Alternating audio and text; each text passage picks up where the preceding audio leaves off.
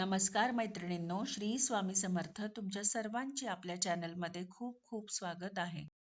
तुमच्या सर्वांच्या सर्व चांगल्या मनोकामना पूर्ण होत हीच मी महाराजांच्या चरणी प्रार्थना करते आणि आजच्या आपल्या नवीन व्हिडिओला सुरुवात करते. हिंदू धर्मांमध्ये 12 महिन्यांचे वेगवेगळे महत्त्व आहे आणि सर्व महिने हे वेगवेगळ्या देवी देवतांना समर्पित असल्यामुळे त्यासाठी त्या महिन्यांमध्ये संबंधित देवी देवतांची पूजा करून आपण त्यांना लवकर प्रसन्न करू शकतो. तर आता मार्गशीर्ष महिना सुरू झाला आहे. या महिन्यामध्ये शंख पूजेला खूप विशेष असे महत्त्व आहे. या महिन्यामध्ये सामान्य शंखाला भगवान श्रीकृष्णांचा पंचजन्य शंख समजून पूजा केल्याने ते लवकर प्रसन्न होतात, त्यांचा लवकर आपल्याला कृपा आशीर्वाद प्राप्त होतो आणि आपल्या भक्तांची ते लवकर इच्छा पूर्ण करत असतात. मान्यता अशी आहे की समुद्र मंथनाच्या वेळी शंख पण प्रकट झाले होते.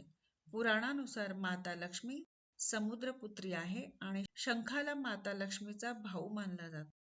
त्यामुळे शंखाची पूजा केल्याने माता लक्ष्मीची पण कृपा आपल्याला प्राप्त होत असते. याच कारणामुळे लक्ष्मी पूजनामध्ये शंख वाजवणे अतिशुभ मानले जाते आणि त्यानंतर आरतीनंतर देखील शंखाने पाणी शिंपडणे देखील खूप चांगले मानले जाते. तर मार्गशीर्ष महिन्यामध्ये शंखाचे असे काही खास उपाय आहे, तर ते उपाय करून आपण भगवान श्रीकृष्ण आणि माता लक्ष्मी यांची कृपा आपल्यावर प्राप्त करून घेऊ शकतो. तर धनप्राप्तीसाठी शंखाचे काही उपाय आहे ते आपण येथे जाणून घेऊया. या महिन्यामध्ये दक्षिणावर्ती शंखामध्ये दूध भरावे आणि त्याने भगवान श्रीकृष्णाला अभिषेक करावे. यामुळे धनाची आपल्याला प्राप्ती होत असते. त्यानंतर केव्हाही मोती शंखात तांदूळ भरून, म्हणजे याच महिन्यात कोणत्याही दिवशी तुम्ही मोती शंखामध्ये तांदूळ भरून गुंडाळी बनवा आणि ते तिजोरीत ठेवायचे आहे. असे मानले जाते की मार्गशीर्ष महिन्यात विष्णू मंदिरात शंख दान केल्याने व्यक्तीला आर्थिक अडचणीपासून मुक्ती मिळत असते.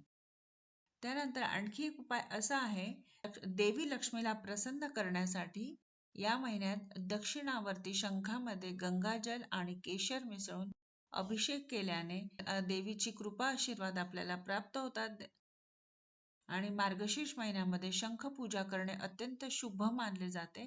घरामध्ये दक्षिण दिशेला तुम्ही शंख स्थापित केल्याने सुख समृद्धीची उणीव राहत नाही. जर एखाद्या व्यक्तीला कुंडलीमध्ये शुक्र दोषामुळे धन येत नसेल तर तेव्हा आपल्याला काय करायचे आहे, तर एक पांढरा शंख, तांदूळ, बताशे आणि पांढऱ्या रंगाच्या कपड्यात आपल्याला हे गुंडाळून घ्यायचं आहे आणि त्यानंतर हे आपल्याला नदीत टाकून द्यायचे आहे. हा उपाय खूपच चमत्कारिक आहे. तुम्ही हा उपाय केल्यानंतर तुम्हाला हळूहळू तुमचे दिवस बदलताना दिसतील. तर अगदी अशा लहानशा माहितीसोबत आजचा व्हिडिओ इथंच थांबवते. झालेली सेवा महाराजांच्या चरणी रुजू करते. व्हिडिओतली माहिती आवडली असेल तर चॅनलला लाईक, शेअर आणि सबस्क्राईब नक्की करा आणि कमेंटला श्री स्वामी समर्थ लिहा.